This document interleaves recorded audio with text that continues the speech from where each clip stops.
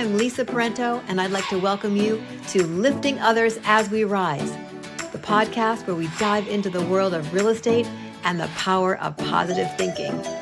In each episode, we're going to bring you inspiring conversations with real estate professionals and other thought leaders who have really harnessed the power of lifting others up along their journeys. So let's get ready to elevate our mindset.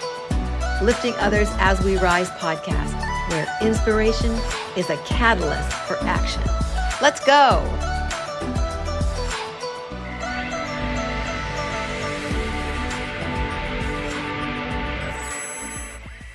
Welcome to Lifting Others as We Rise podcast. I am your host, Lisa Parenteau, realtor, team leader, CRS, broker associate here on beautiful Cape Cod. But most importantly, I'm grandma to Eloise Ann, who is 5, and Hazel, who is about 6 months, and baby Navy Grace, who's going to be arriving in June.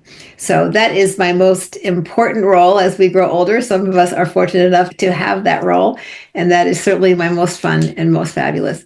But I'm thrilled to welcome you to today's podcast, and I know you're going to enjoy this episode. I'm really looking forward to meeting my special guest today. But as always, grab a cup of coffee. If you're driving, turn it up. If you're in the gym, readjust, your headphones. My intention, as always, is to discover some inspiration and some catalysts for change in the lives of real estate professionals across the country. And today will be another fabulous edition of that. And my special guest is Rick Albert. Rick is a seasoned real estate professional with over 10 years of experience and more than 300 transactions in the Los Angeles area. So we're kind of going to the other side of the country for sure, and can't wait to hear a little bit more about that. Known for his expertise in house hacking. So I'm not exactly sure what that is, but I guess we'll find out. Project management. And he's been on TV a bunch of times. He's been on a whole bunch of different TV shows and also featured in Real Trends and Wall Street Journal. He's been part of LA America. L'America. I'm not sure if it's LA. Yeah, L'America. L'America. Yep. Play on LA and America there for 13 years. So that's, I don't know if that's your only brokerage ever. You can share that with us as well. But I know you have continued to show that you're interested in helping clients build wealth, and not all of us are as focused on that as I think you really are. And I'm interested to hear how that's kind of, happened, and that you love working with the full spectrum of clients, from first-time home buyers. We were just talking about that. You forget until you get one and you go, oh, that's why I'm doing this thing. Right. Luxury home buyers, which of course is always great when the check clears the bank. For sure. So welcome, Rick. I'm so glad you're here with me today. Thank you. I appreciate the opportunity. Yeah. So you want to share a little bit more and sort of color that in a little bit if you'd like, for sure. Where you got started. Is this a second career for you? Third career? It's a good question. So I'll call it a hybrid. I've always been in real estate. So my first job out of college was working with a developer and flipper. So we were buying properties at the courthouse steps. I did the assistant project management. This is like 2010. Okay. And then a few years into it, we're working with different realtors. And as you know, and I'm sure you've talked to people, there's some very good agents, some very bad agents, and then there's people in between. And so we're like, well, look, we have all this experience on the development side and the investing side. Why don't we apply it to helping clients out? And that's kind of where L'America Real Estate kind of started to form. So to answer your question, yes, this is technically my second job as far as being a realtor, but I've always been in real estate. And then I'm also doing investing myself. So I'm house hacking. So house hacking is when you buy properties, generally you fix them up, but you live in it, rent by the room, you rent out another unit, but you're living somewhere on the property. So you get the better interest rate, you get to do the lower down payment, and then you can kind of scale from there. So I've done that twice here in LA, and I also invest out of state. So eventually you move out of that Yes. home, and so you're renting, you're holding and renting. You're not flipping to sell necessarily. Correct. Yeah. So like my first house hack was a condo here in LA. It was 2015. Everyone told me I was crazy to buy. And I was like, that's cool. You keep doing your thing. You keep renting. Have fun. Bought it, fixed it up, rented out another bedroom. A few years later, I moved out. I rented it for about another 4 years or so. And then we ended up doing a 1031 exchange. Got it. Yeah. And I think if you keep in the exchange piece of it, and hopefully we'll be able to maintain that in this new world of Yeah. regulations and who knows what. But I think it'll stay. There's so 31s much, are, yeah. yeah, there's so much income tax between realtors, home inspectors, lenders that it would prevent people from making those moves. So in theory, it should stick around. Yeah, yeah, it would be good. I know that's certainly a big model, where I am because it is Mhm. a resort and second home market. So being able to have that opportunity once you stay there for 2 years, has been certainly something that many of my clients, have been interested in. So given all of that you kind of came from property management, project management, share with us a mentor or two that, kind of early on that gave you the idea to kind of, keep going in this profession. Doesn't have to Yeah. be a real estate mentor either. It can just be like a life mentor. Sure. So I'll start with my broker. He's also the management of that investment fund. So I've been with him since I graduated college. Wow. I went to college with his son. That's actually how I met him. And I met him, it was the December of 2010. So I was still in college, about to graduate, didn't know what I wanted to do with my life. And he's the one who kind of got me into real estate. But the reason why he's been such an amazing mentor is he is one of those people that started from nothing, you Oh, know? So I'm not, there's no, how do I word this? You're going to see a lot of gurus out there that have been like, oh, I've been in the, investing for the last 15 years. You should pay for my course. And it's like, yeah, but over the last 15 years, you've been able to bank on amazing appreciation and low interest rates. Versus my mentor has been doing this for over 40 years. He's mhm. seen the ups and downs. He's seen what worked, what hasn't. He's been involved in, he had co-founded one of the largest mortgage companies in the country and then sold it. So he has all this wealth of experience. And so it was one of those things where I tell all my clients, I'm like, look, I'm a smartass, not a know-it-all. So if I don't know the answer, I will go find it. Chances are he already knows it. Yeah. So let me dig a little bit into that. So when you say he came from nothing, what does that Mhm. represent for you? It proves, so there's always this talk of like people getting lucky. There's always talks of, oh, that person's always been successful, but they don't realize all the hard work Mhm. that was behind it. Right. So like one of his favorite stories was he was like, yeah, I just moved here in like whatever it was, the 70s. I didn't have a lot of money, but I learned that cow tongue had a ton of protein in it and was really cheap meat. Uh-huh. Okay. Yeah, right. But like the sacrifices he was willing to make to become successful to make it work Okay. So really stood sacrifices, out. yeah, hard work, sacrifices. And because, yeah, when people say came from nothing, I think about like a hard scrabble time and the fact that in the face of a lot of rejection, in the face of challenge, in the face of controversy, that there was something inside them that was driving them, that was pushing them, that was Yeah. allowing for their resilience. So is there something there that you really admire and that you feel that you've worked, try to kind of worked into who you are today? Absolutely. So, one of the biggest things is you're going to hear a lot of naysayers out there. And you have to fight through that noise and look at the bigger picture, look at all the positives. So it's like, yeah, I'm making these sacrifices, but look where I am today. So like, for example, my second house hack, we converted our garage into an ADU, which is like a rentable guest house. It was 360 square feet. My now wife, we had just gotten married, didn't have a lot of money because the project went over budget over time. So I said, congrats, we're Shocking. going to go move into the ADU, right? I was like, we're moving there. She's like, wait, we're not moving to the house? I'm like, no, we're going to move into the ADU, save up, pay off all our debts, rent out the main house. A few years later, our tenants moved out and they didn't leave the place in the best condition. Mm. And I was talking to a family member about it, and he's like, that's why I would never rent to tenants. They never leave in the great shape. I said, look, they paid me gross rent of about $72,000 over the course of like 2 years. If the worst thing is they didn't keep the place in great shape, I'll live. Yeah. And I have to spend And X, would be a fraction to clean and repaint and, change a few doorknobs. exactly. Yeah. He's never said a comment since.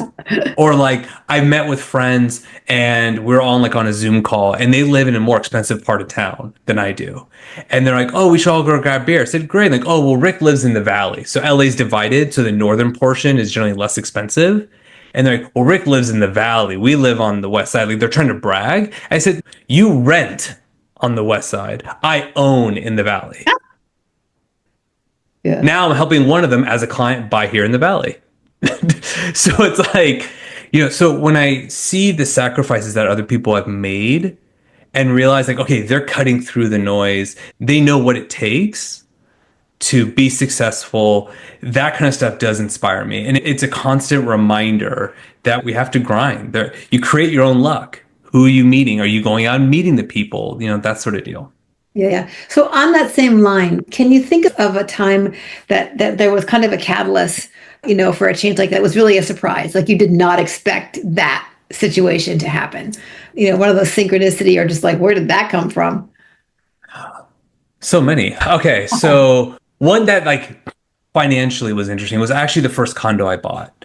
I was looking at like quote unquote done condos and I'm like, I don't like this taste. I will say that's one of the downsides to working with a developer is you see how fancy of homes they make, they build. And I'm like, how do I get that from my little condo? Nothing. Right? I'm like, but then I started realizing it's like, okay, I really need to buy a fixer myself. So yeah, I bought this fixer.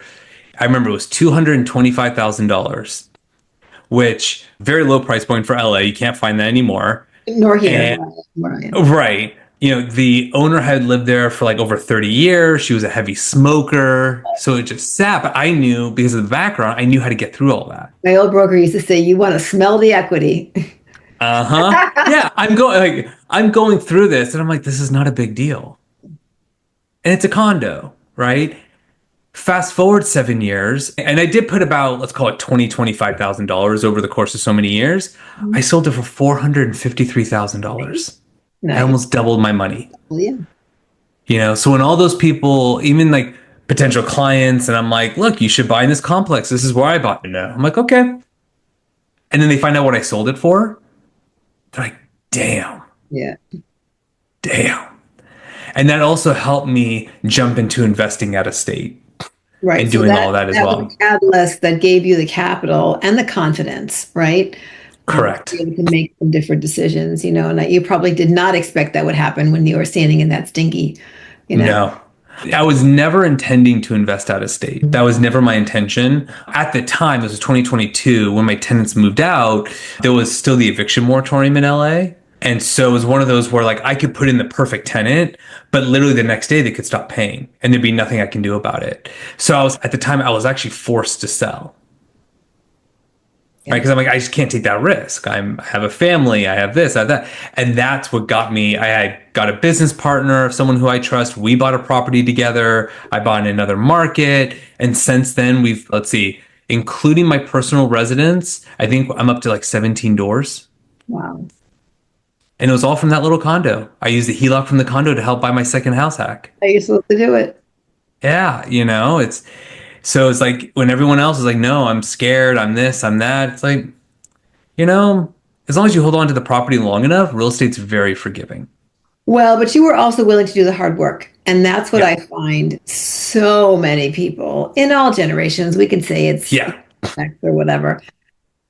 But we're willing to do the hard work. I know at least in my market here, people just want to come here and make reservations. They do not want to, renovate. They already renovated their primary somewhere. They've already done all of that.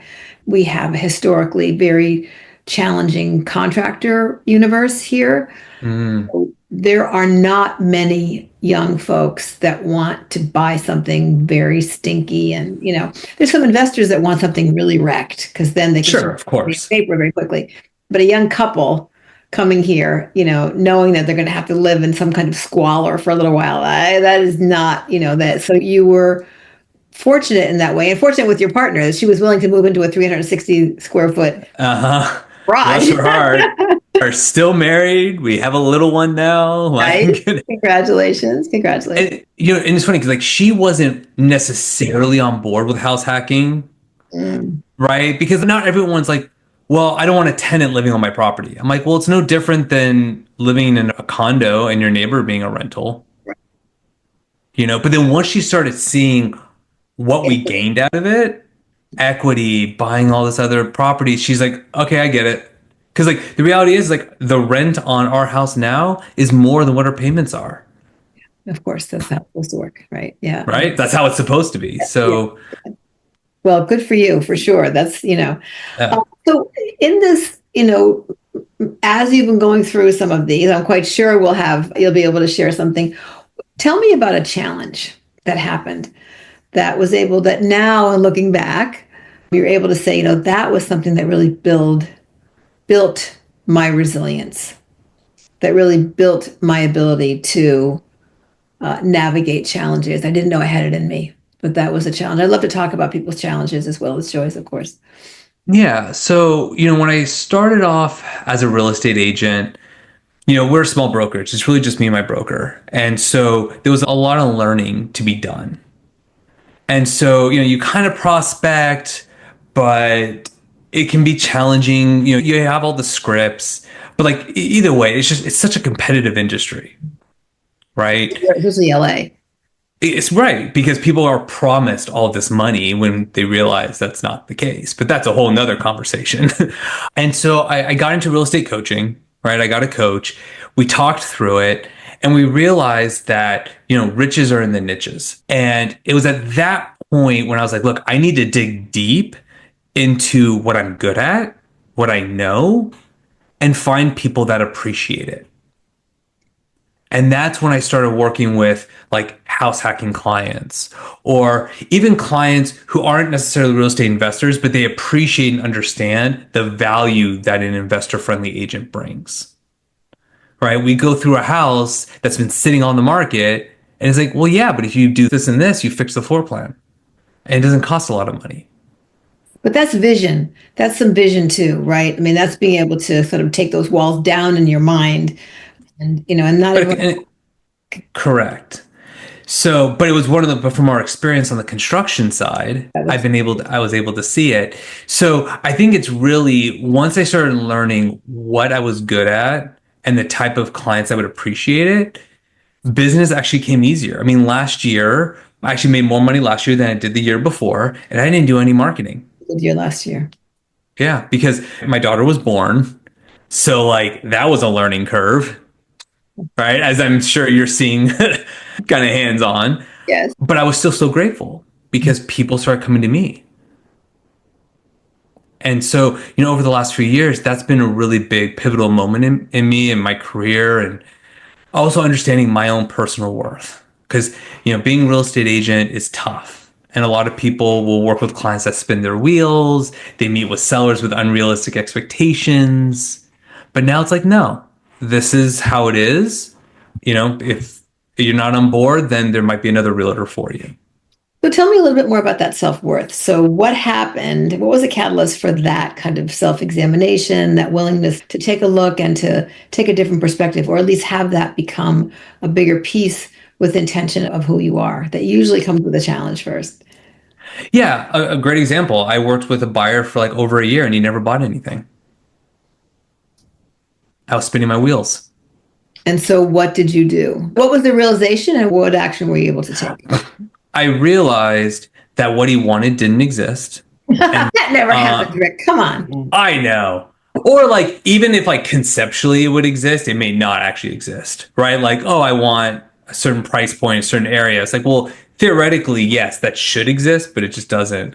But yeah, it was not setting clear expectations, but also you do kind of have to, I never pressure my clients into buying something they don't want to buy, right? Sure. You never do that. But you also can explain the pros and cons of a property and saying, look, like I have a client right now, we're looking at a property that's near a major university. And it's like, yeah, you want a house hack? Here's a giant tenant pool. And it's a 7-minute walk. So, I started learning when I was spinning my wheels with certain clients that I was like, no, I need to set clear expectations on what they're looking for to buy or what they're looking for to sell. Right. And it's like, okay, does that actually fit? No, because what a lot of agents will do, it's really unfortunate, but they will go to sellers and say your house is worth X when it's not, because they're hoping they can just eventually get the price down. But they're doing it to get the listing, and then they can just blame the market. Oh, the market's telling us that it's not really worth that much. So I started doing that and started realizing like some people get pissed. It's like, that's okay. Because now I just open up my time for a more serious client. And that I think is the lesson. I heard so many years ago, the analogy at the time was you can't get a new car if you have a rusty old car in the garage. Like there's no room for it. And at the time I was working with massage therapists, talk about herding cats. But there are always times in our career where we have to come to a point at which we're willing to let go of folks who are Yeah. just not our perfect clients. And what does that perfect client look like? And then you can get to a point where you can joke about it and say that you have someone that you'd really like to refer, someone you don't really like very much in your market. I have an agent to refer you to. No, we would never want to do that. But I think, understanding what that perfect client means. And I think the more we're in the business, the more we start to see the people we're attracting, right? Right. I need to become to be the person that I really want to be. That's a great example because we're always told we have to have the fancy cars in our line of work. And so yeah, I leased a BMW, at least like two of them. I had an Audi. And when I started working with house hacking clients, they're like, why do you have an Audi? Shouldn't you be saving up to go buy more investment properties? I'm like, damn it, you're right. Yeah. Well, I mean, and it depends. I do work with luxury clients and I do have the BMW. And they appreciate it, but that's okay. But like that's okay because it fits. And like don't get me wrong, I now have like a Tesla because you do have to find some sort of like hybrid. Because Yeah. you're right, you never know who you're gonna meet, but you attract your tribe and you create Absolutely. a tribe. Yeah. And even for those listening that are early on in their careers, you still have to think about your time because this is a very labor intensive career. Yeah. Yeah. And when you do have a bluebird occasionally, got to it, remember it, talk about it, because you will have a couple of them, but they're very few and far between for sure. But Yeah. they are fabulous when they do happen. Let me ask you, is there a piece of advice that was shared with you at some point in your career that you still reflect on and hold on to that you'd like to share with our listeners today? Absolutely. So I do have another mentor, similar background to my broker, and he had told me years ago that a lot of agents will learn something 1 year and they'll repeat it year after year. So they'll be in the business for 30 years, but they really only have 1 year experience. Versus if you're constantly learning, then that's how you gain more experience. And that has really stuck with me, and it's actually even helped me in negotiations. Hmm. And in what way? So I represented a buyer. I was negotiating the price down with an agent. And she's like, I've been in the business for 30 years. And, based on your comps, you're saying that my house is worth hundreds of thousands of dollars more. I'm like, what are you talking about? Then I caught on that she was using the price per square foot method to price out a home, which there's a lot of inaccuracies with it. So then it's like, here I am. She's been in the business twice as long as me, and I'm having to educate her because she learned one thing and just repeated it year after year. Yeah, I think being a Yeah, lifelong learner is such a huge benefit to every walk of our life, right? I mean, it's I with agree. professional, it's with our spiritual life, it's with our partners, with family. Certainly, a young child will keep you in that mode, also of allowing yourself to see things differently. And that's something that you just mentioned with that other agent. People get stuck into a paradigm of the way that they look at the world. And Hmm. and I look at our situation in in our country and the divisiveness everywhere. And I think so much of it's reflected in kind of a way of looking at the world and that we think is correct. And the truth is everybody thinks they're right. But if we're willing to let go a little bit of let go of the tightness with which we're holding on to so many ideas, like that square foot pricing, so much more can be revealed. So much we can learn, so much we can grow, we can.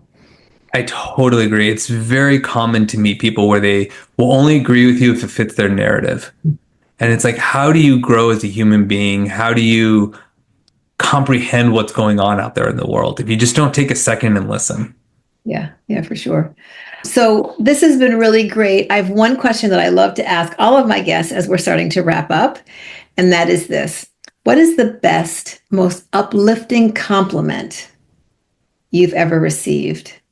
And why was that so impactful for you? Oh, that is a good. I had a client where they had sold their house with another agent. They lived in an apartment for like 13 years. and I helped them buy a house. And she was in tears because they were only intending to live in that apartment for a few months. Mm. And it equated to 13 years for whatever reason. And so when she just showed her gratitude in that process, it kind of reminded me, it's like, yeah, everybody has such an amazing story to tell. And, the whole like, yeah, we're not just selling houses, we're selling dreams, but it's true. Like, this is such a lifestyle thing that we're playing such a huge role in these people's lives. And so a lot of like adages like that tend to stick with me. It's like a constant reminder of why we do what we do. It's a constant reminder of people appreciating us for what we do. And I'm not doing it just for like self like preservation. Like I'm not doing it for the compliments. Don't get me wrong, but like it is nice to be recognized. Considering we see all like kind of the hate language out there against realtors. Oh, they just open doors. Oh, they just do this. And it's like, no, dude, we do a lot more than that. A lot more. And here's proof of it. And I think sometimes if we're in a situation where we're having to defend our value, that those may not be our perfect customers either. I agree. Especially when you've been around for a little while, as you have, and your business is primarily referral. That's what, when someone calls you out of nowhere and says, oh, my mom used you, 10 years ago. The other day I had to look one up. I had no idea who she was talking about. I hate to say, but that does happen. I'm like, where? Who? What was their last name? Yeah, and you just, how amazing is that? That just makes you realize,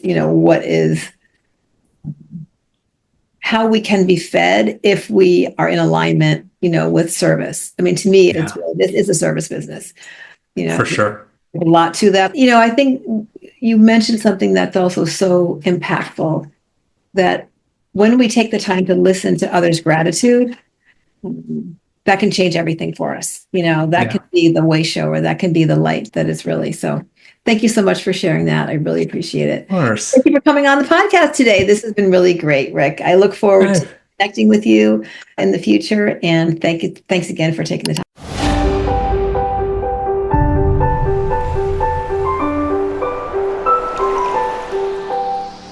Thank you for joining us on another amazing episode of Lifting Others as We Rise. I hope you make sure to follow through on today's Catalyst for Change. If you enjoyed today's insights, please be sure to subscribe, rate, and leave a review. Your feedback really does matter. Stay connected for more uplifting conversations, because remember, when we lift others up, we all rise together. So until the next episode, keep the positivity flowing and keep lifting up others around you. This is Lisa Parenteau signing off from Lifting Others as We Rise. Take good care.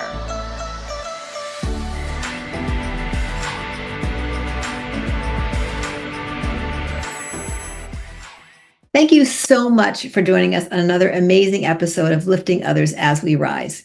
I hope you will calendar some time to consider some of the things we talked about and maybe follow through on the catalyst for change that Rick really brought up, which is, what are you really good at? Niches being in the riches. His real estate coach suggested that, and he started to realize that all of the development had helped him have different vision, and that he could do what he calls house hacking, where you renovate a property and live in part of it, rent out the other part, gain some equity, get your feet wet. When you have enough equity, pull that out and buy your next investment property. So kind of, keeping with what brought you here, what are you good at, and how can you really turn that into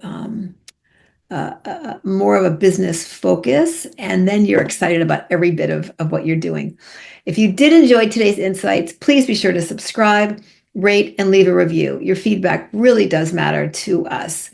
Until the next episode, keep the positivity flowing, and remember, when we make an effort to lift others as we rise with intention, we all rise together. This is Lisa Parenteau from Lifting Others as We Rise. Take good care.